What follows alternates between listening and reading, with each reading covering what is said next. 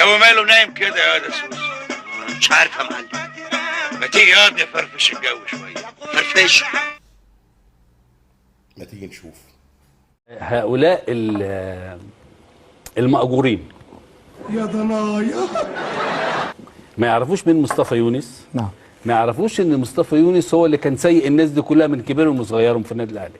امال ازاي بس؟ ما انا هقول لك ازاي. مش سالتني السؤال؟ لا بس اجاوب بقى سيادتك. طبعا اجاوب سيادتك. طبعا. جمال عبد الحميد كان بيلعب معايا وعارف الكلام ده كويس. نعم. لكن انا بنتمي للكيان، مش بنتمي للاساطير العجوه. اخي حب الفلوس قوي، هكسب فلوس من وراها. نعم. والانتقادات اللي بالنسبه لي انا اقعد بسمع وبشوف الفرق نعم. ما بين قائد وقائد. نعم. قائد بيحارب عشان النادي، يخش السجن عشان النادي، هيموت عشان النادي، بيحارب عشان النادي. وواحد سايبها كده سبهلله. في ايه؟ في ايه؟ في ايه؟ بجد في ايه؟ ايه تقول الدم ده؟ والرخامه دي يا اخي؟ والمستشار مرتضى صديق من زمان.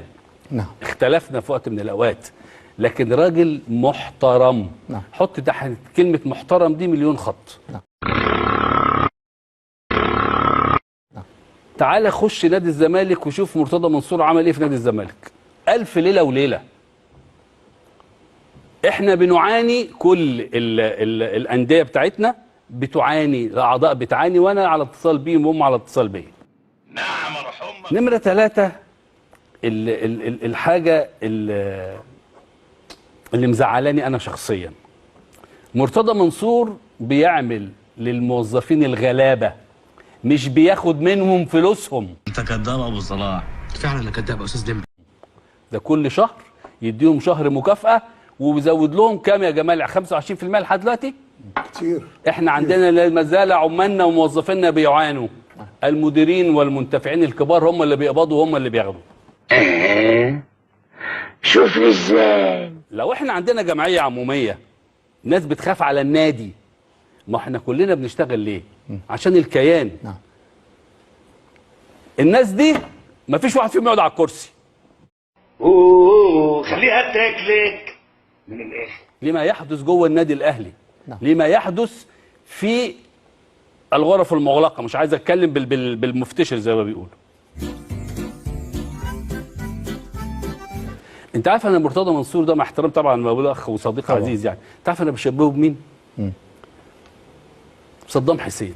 لا مؤاخذة في اللفظ، لا مؤاخذة ايه في اللفظ. ما ينفعش العراق غير صدام حسين.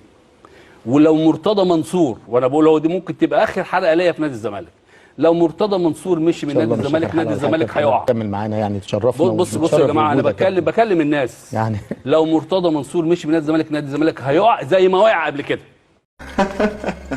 واو فانتاستيك.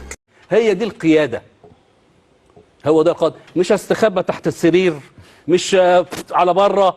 يلا يا راجل بلا كذب بقى، بوشك ده كذاب كذب الابن. لا، لازم اواجه. انا بمثل قلعه، مش نعم. مش اللي على السوشيال ميديا. لا. مرتضى منصور مش بيدفع للناس عشان يشتموا ولاد نادي الزمالك والكباتن بتوعه. للاسف مرتضى منصور ما عملش كده. ده بيكذب.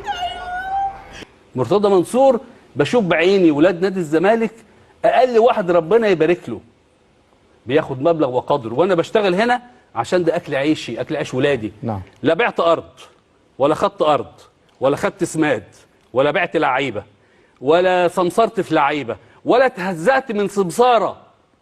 صيح طرب، صيح سمعني الطرب. ده انا بيع ابويا وامي ما باعش النادي الاهلي. ده انا بيع ابويا وامي ما باعش النادي الاهلي. محوشها لك في بق من 10 سنين. روح إلهك حمك دنيا وآخرة بعيد.